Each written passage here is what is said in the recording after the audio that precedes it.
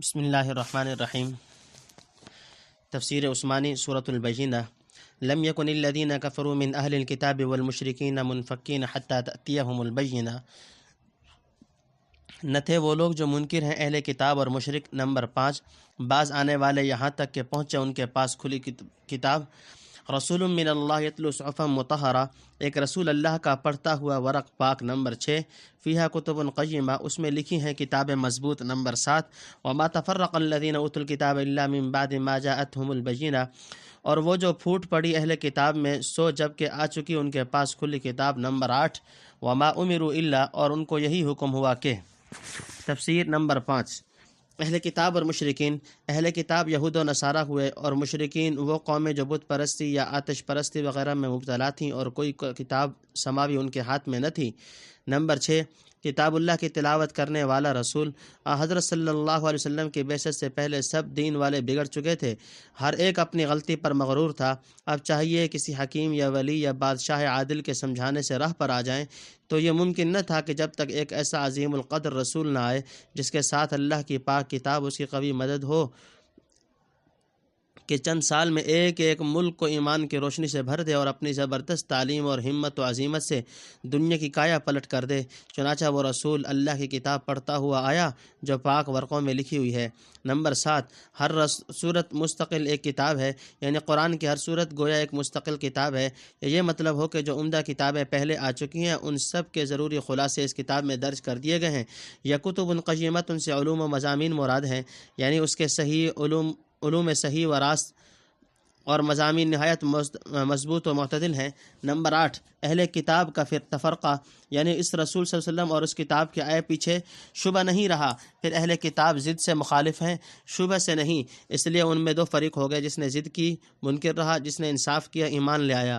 چاہیے تو یہ تھا کہ جس پیغمبر آخر زمان کا انتظار کر رہے تھے اس کے آنے پر تمام اختلافات کو ختم کر کے سب ایک راستہ پر پڑھ لیتے، مگر انہوں نے اپنی بدبختی اور عناد سے سبب وحدت و اجتماع کو خلاف و شقاق کے ذریعہ بنا لیا۔ جب اہل کتاب کا یہ حال ہے تو جاہل مشرکوں کا تو پوچھنا کیا۔ بینہ کی تفسیر۔ تنبیہ: حضرت شاہ عبد العزیز رحمۃ اللہ علیہ نے یہاں البینہ کا مصداق حضرت مسیح علیہ السلام کو ٹھہرایا ہے، یعنی جب حضرت مسیح علیہ السلام کھلے کھلے نشان لے کر آئے، یہود دشمن ہو گئے اور نصارہ نے بھی دنیاوی اغراض میں پھنس کر اپنی جماعتیں اور پارٹیاں بنا لیں۔ مدعا یہ ہے کہ پیغمبر کا آنا اور کتاب کا نزول ہونا بھی بغیر حضرت کی تحقیق کے حضرت حق کی توفیق کے کفایت نہیں کرتا۔ کتنے ہی سامان ہدایت جمع ہو جائیں، جن کو توفیق نہیں ملتی وہ اسی طرح خسارے میں پڑے رہتے ہیں۔ لیعبدوا اللہ مخلصین لہ الدین، بندگی کرے اللہ کی خالص کر کر اس کے واسطے بندگی۔ حنفاء و یقیموا الصلاۃ و یؤتوا الزکاۃ وذلک دین القیمہ، ابراہیم کی راہ پر، نمبر 1، اور قائم رکھیں نماز اور دیں زکوٰۃ، اور یہ ہے راہ مضبوط لوگوں کی، نمبر 2۔ ان الذین کفروا من اہل الکتاب والمشرکین فی نار جہنم خالدین فیہا اولئک هم شر البریہ، اور جو منکر ہوئے اہل کتاب اور مشرک ہوں گے دوزخ کی آگ میں سدا رہیں اس میں، نمبر 3۔ وہ لوگ ہیں سب خلق سے بدتر، نمبر 4۔ ان الذین آمنوا وعملوا الصالحات اولئک هم خیر البریہ، وہ لوگ جو یقین لائے اور کیے بھلے کام وہ لوگ ہیں سب خلق سے بہتر، نمبر 5۔ جزاؤہم عند ربہم جنات عدن تجری من تحت الانہار خالدین فیہا ابدا، بدلہ ان کا ان کے رب کے یہاں باغ ہیں ہمیشہ رہنے کو، نیچے بہتی ہیں ان کے نہریں، سدا رہیں ان میں ہمیشہ۔ رضی اللہ عنہم ورضوا عنہ، اللہ ان سے راضی اور وہ اس سے راضی، نمبر 6۔ ذالک لمن خشی ربہ، یہ ملتا ہے اس کو جو ڈرا اپنے رب سے، نمبر 7۔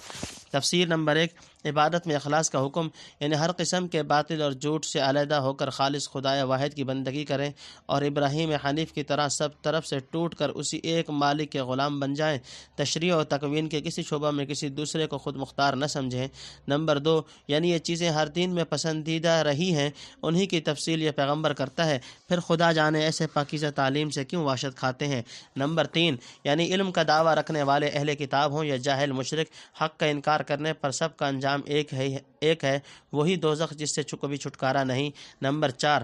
کفار خلائق میں بدترین ہیں، یعنی بہائم سے بھی زیادہ ذلیل اور بدتر، کما قال فی سورۃ الفرقان انہم الا کالانعام بل هم اضل سبیلا۔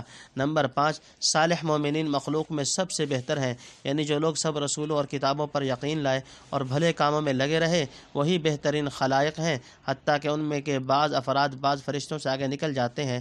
نمبر 6، اللہ کی رضا جنت سے بھی بڑی نعمت ہے، یعنی جنت کے باغوں اور نہروں سے بڑھ کر رضائے مولا کی دولت ہے، بلکہ جنت کی تمام نعمتوں کی اصلی روح یہی ہے۔ نمبر 7، یہ نعمت اللہ سے ڈرنے والوں کے لیے ہے، یعنی یہ مقام میں بلند ہر ایک کو نہیں ملتا، صرف ان بندوں کا حصہ ہے جو اپنے رب کی ناراضی سے ڈرتے ہیں اور اس کی نافرمانی کے پاس نہیں جاتے۔ سورت اپنے اختتام کو پہنچی۔